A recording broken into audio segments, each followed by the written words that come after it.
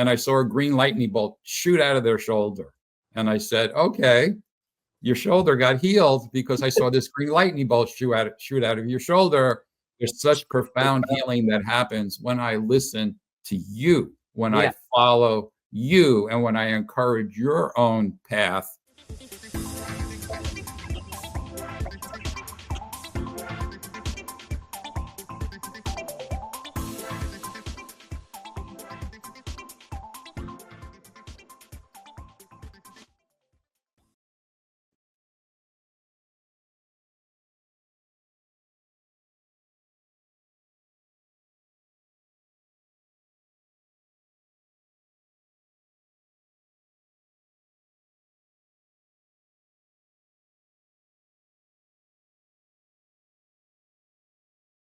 As far as my background goes, I started as a physical therapy aide when I was 20 years old at Nassau Community House, Nassau County Medical Center on Long Island. Mm-hmm. And I had a lot of responsibility. They were short-staffed. I studied like every night. I went to school at night, and I learned to really be with somebody on a deep level. And people would say I had charisma or whatever. I was just so immersed in finding some way that I could help people. And it just felt so good because in some way I felt like this is what I was born and built to do. You know, and so that's a very important thing. And so when you're doing something that you're born and built for, in biology, they would call that form and function. So like the architecture, what somebody's built for, relates to the function. So you want to be utilizing yourself fully according to your architecture. So anyway, so I started in physical therapy and I was there for 4 years. I went to physical therapy school after that. And I did very well. I graduated with highest honors and things. I was very into show me the double blind study, or I don't want to talk to you. So very different than, very smart, very in my head, very technique oriented and so forth. And then sometime along the line, I remember I worked on somebody with a shoulder problem and I saw a green lightning bolt shoot out of their shoulder. And I said, okay, your shoulder got healed because I saw this green lightning bolt shoot out of your shoulder.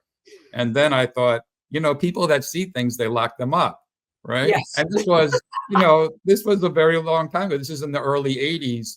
And I didn't have any colleagues that I could talk to that, were seeing green lightning bolts or red lightning bolts come out of somebody.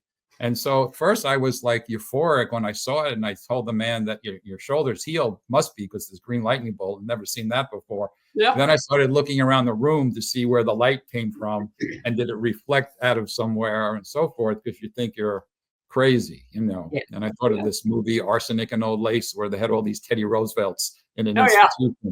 So anyway. But, Rob, just a second, I'm jumping in here as you and I talked about that was going to happen.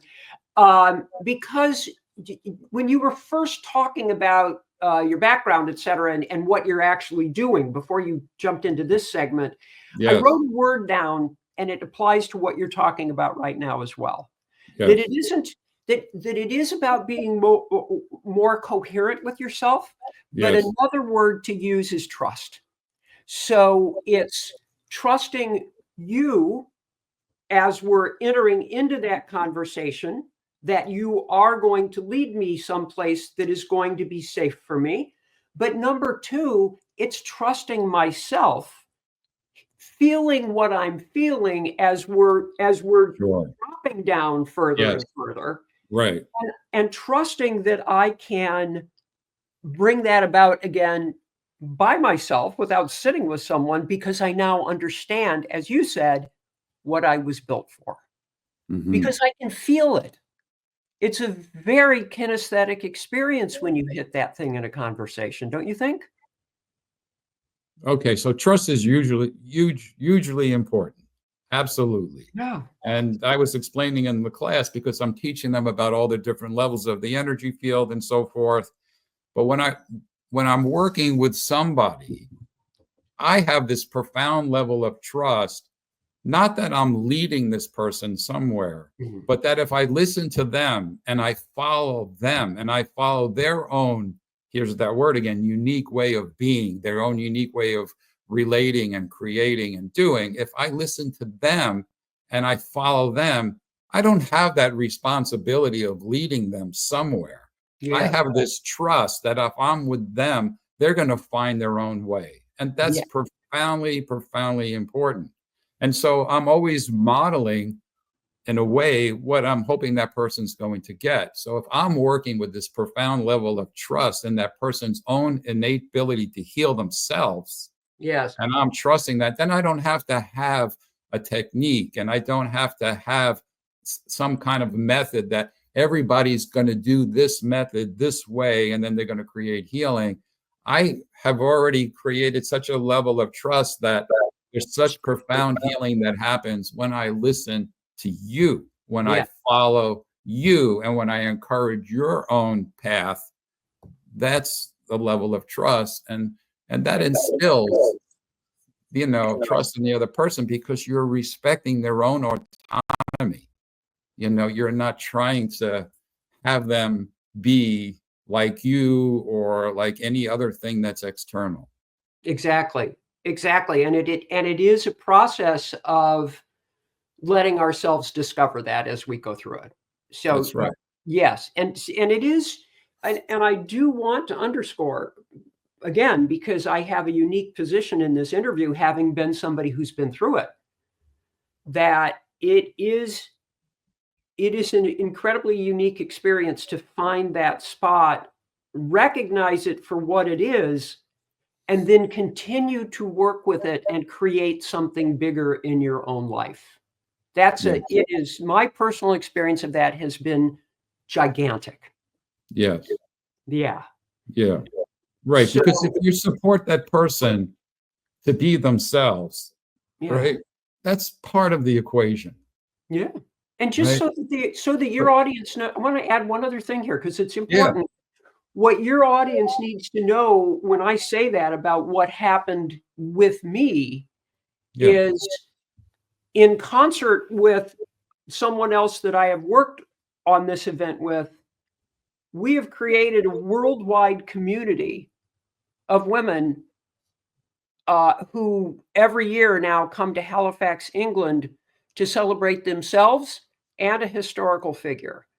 Last year, we had women from 26 different countries. And all of that flows out of the experience of basically wanting to create that and finding a way to do it by being authentic with the people who joined the community, being coherent with those people. That's right. And that's a skill. And that's what you are teaching. Yes. And what you've told me about that event is people come up to you and thank you, and they say that they feel like they've come home. Yes. Right. And so they've come and they've dropped inside of themselves, right? And they can be, in a sense, more true to themselves, and they can live their own life in a more profound way. And so it's not very, dissimilar to the work that I do and the work that you've been doing in your life. Yes. And so to underscore this, it really is that coherency, and that there is a real effect to this. And for those of you who are watching this, feel free to get in touch with me, because I'll tell you all about it. It's an amazing thing.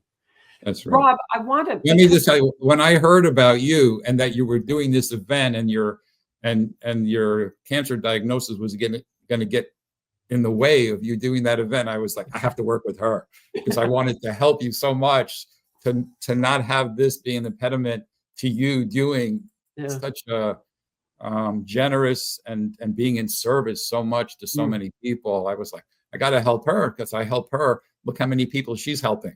Right. And so I was like, let's get to work. Let's do that.